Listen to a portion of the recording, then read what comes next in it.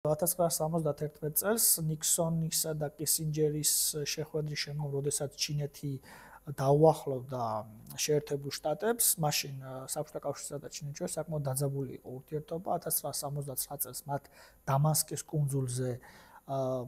კუნძულებზე ჰქონდათ სასაზღვრო კონფლიქტი და შემდგომ რეალურად ცივი ომის მეორე ნახევარში შეიძლება ითქვას ჩინეთი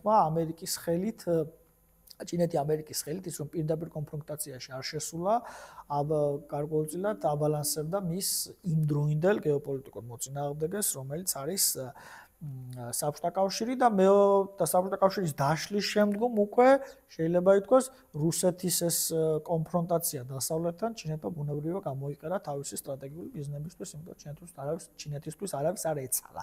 ესეც სხვისი ხელით არის გლეჯა, ანუ ძიეტაოშარენ არის ჩემი აზრით ერთ-ერთი პრაქტიკული ასე ვთქვათ მაგალითი ჩინური სტრატეგიებისა.